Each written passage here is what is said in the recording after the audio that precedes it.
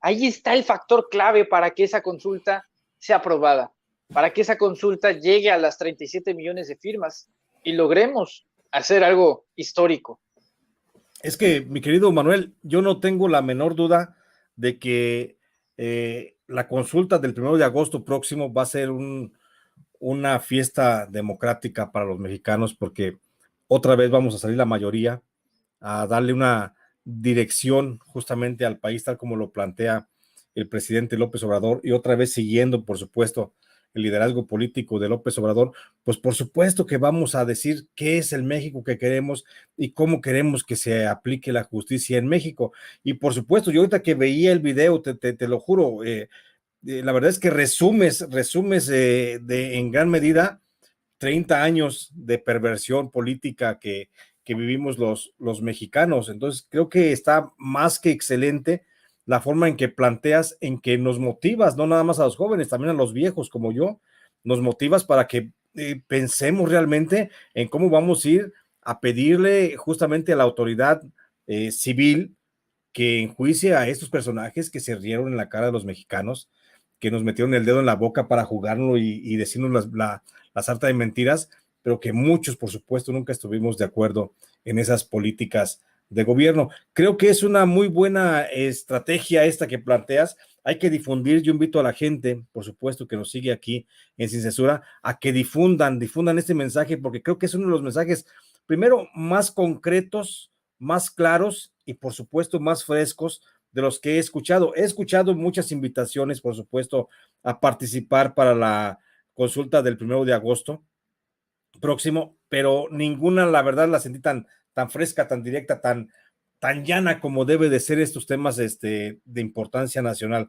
Deben de explicársele así a los muchachos y a muchos viejos, te digo, para que no perdamos la memoria, para que no perdamos el rumbo de qué es el México que queremos, porque yo ya no voy a agregar más, por supuesto, a lo que señalaste de por qué hay que enjuiciar a estos expresidentes, porque quedó de manera muy precisa y creo que a la gente debe de entender ese mensaje. Es de que hay que difundir este video para que llegue lo más que se pueda a más gente, para que haya una razón y un motivo para votar.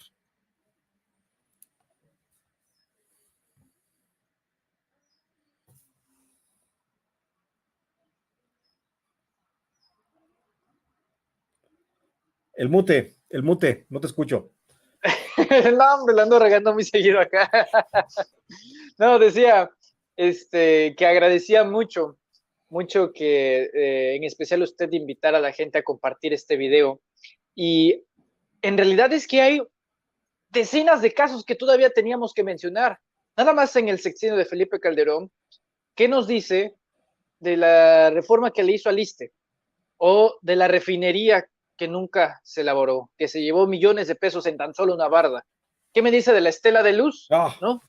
La estela de luz. O podemos seguir profundizando en más casos, el montaje Israel Vallarta, Florence Cassés, que por cierto, este 12 de julio, Carlos Loret de Mola va a tener una audiencia enfrente de Laura Barranco, personajes que en el caso de Israel Vallarta, y que el propio Israel Vallarta ha solicitado que haya un espejo, porque va a ser virtual la comparecencia, va a ser virtual esta audiencia.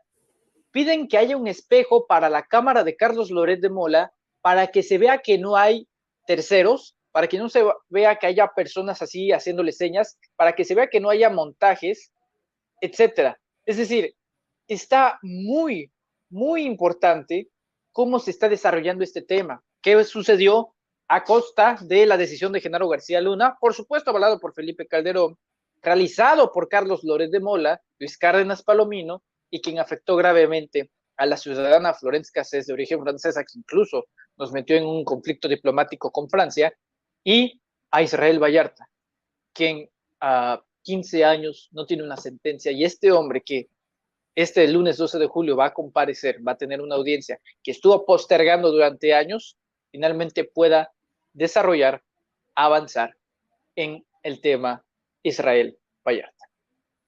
pues ojalá que se dé esa audiencia en términos legales, pero sobre todo con la finalidad de esclarecer la participación también aquí del periodista Loret de Mola, ¿no? Porque a final de cuentas, bueno, como lo hemos establecido en la verdad histórica periodística, los que hemos investigado sobre el caso, pues sí hubo un montaje muy claro y muy preciso por parte de Televisa para favorecer a las Fuerzas Armadas o policiales de Genaro García Luna en una supuestamente actuación legal frente al mundo del AMPA, ¿no?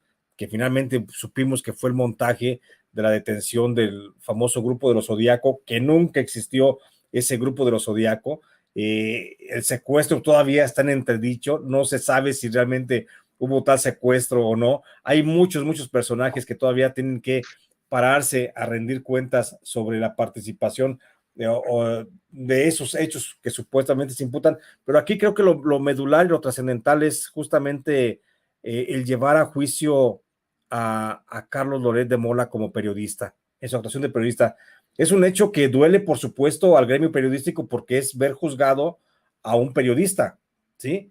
Y ver juzgado con base a una serie de actuaciones irregulares en función de su ejercicio periodístico. Por supuesto que duele, porque la actuación de Carlos Loret de Mola ha demeritado mucho al periodismo mexicano, pero también duele por saber cómo fue que se aplicaba antes la justicia justamente en el gobierno de Felipe Calderón, cuando te digo, a mí me tocó ir a conocer la cárcel justamente por ¿cómo se llama? Una beca que me otorgó el gobierno federal para ir a estudiar delincuencia organizada dentro de las mazmorras de Puente Grande, ¿no? Entonces, creo que sí es muy importante que no se nos olvide a los mexicanos cómo fue que se manejaban esos gobiernos, porque, y que ojalá el resultado lo reconsidere, por supuesto, la Fiscalía General de la República, de la que yo tengo mis grandes dudas, fíjate, del fiscal general Alejandro Gertz Florero, yo tengo mis dudas muy claras sobre si él realmente está yendo por el camino que está proponiendo el presidente López Obrador de combate a la corrupción. Yo insisto, yo creo que el verdadero pacto de impunidad que se puede dar o de la que hablan algunos ultraderechistas o voceros de los conservadores no es entre el presidente López Obrador y Enrique Peña Nieto, es justamente entre este personaje, Alejandro Gertz Manero, y Enrique Peña Nieto.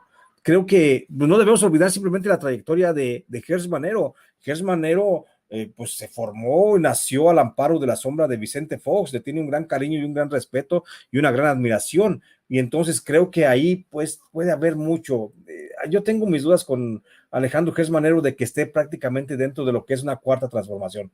El señor ya está grande, por supuesto, tiene muchos intereses creados con la administración de Peña Nieto, de Felipe Calderón y de Vicente Fox. Entonces yo lo veo muy difícil de que pueda actuar. Por eso es importante que votemos, mi querido Manuel. Y ya con esto yo concluyo, de que vayamos a las urnas el próximo 1 de agosto para que le digamos al presidente López Obrador qué es lo que queremos realmente los mexicanos con relación al destino judicial y jurídico de los que nos gobernaron, de los que nos quitaron territorios, vidas, nos secuestraron, nos robaron, nos asesinaron, nos llevaron a la cárcel, nos despojaron de lo que teníamos. O sea, ¿qué es lo que queremos justamente que se haga con esta bola de cabrones que tenemos en pantalla?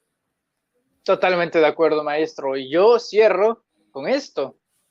En el estado karmático de la vida, nunca, en ninguna versión del multiverso, debió haber llegado a pensar Luis Cárdenas Palomino que iba a estar en la misma prisión que Israel Vallarta.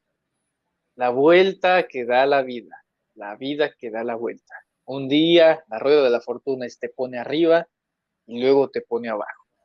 Eso es el chiste de humor negro político real más increíble de los últimos meses.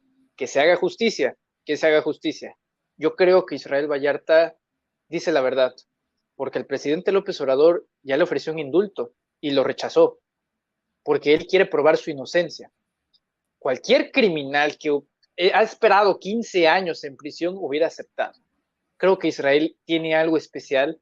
Creo que su caso va a ser emblemático para la historia de los juicios del Poder Judicial en México, de justicia mexicana, y ojalá también sea otro caso de justicia que todos salgamos a votar este 1 de agosto en la consulta ciudadana.